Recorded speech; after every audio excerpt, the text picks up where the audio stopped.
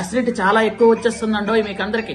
కాకపోతే చూసుకోండి, ఉన్నటువంటి మంత్రులు గాని, అక్కడున్న ప్రజాప్రతినిధులు గాని, మిగిలిన వాళ్ళందరూ కూడా ఉత్తరాంధ్రాని పూర్తి స్థాయిలో అభివృద్ధి చెయ్యాలని ఒక కంకణం కట్టుకొని ముందుకెళ్తున్నటువంటి బ్యాచ్ మేమంతా.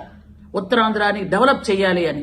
ఈ రోజు మీ హయాంలో పూర్తిగా అందరు ఎంతో మందికి విశాఖ ఉక్కు, ఆంధ్రుల హక్కు అనుకున్న విశాఖపట్నాన్ని మీరు అక్కడ ఉన్నటువంటి స్టీల్ ప్లాంట్ ని క్లోజ్ చేసి పడేశారు. మీరు వాళ్ళందరూ రోడ్డు మీదకి వచ్చే పరిస్థితి తీసుకొచ్చారు.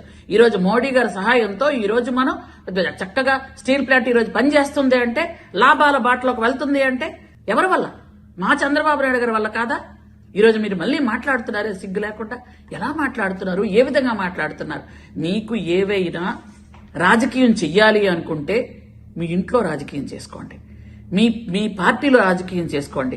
ఎందుకనంటే ఈ రోజు మీ పార్టీ కేడర్ గాని, మీ నాయకులు గాని ఏం చెయ్యాలో అర్థం కాని పరిస్థితిలో ఉన్నారు. ఎందుకంటే సొంత చెల్లె అన్నని బండ బూతులు రోజు తిడుతుంది. బయట చూసుకోండి వెళ్ళి.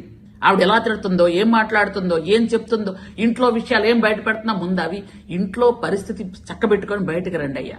ఎందుకు అనవసరంగా వైజాగ్ గురించి మాట్లాడతారు మీరు? కాబట్టి మళ్లీ చెప్తున్నాం, అభివృద్ధి అంటే చంద్రబాబు నాయుడు గారు, సంక్షేమం అంటే చంద్రబాబు నాయుడు గారు.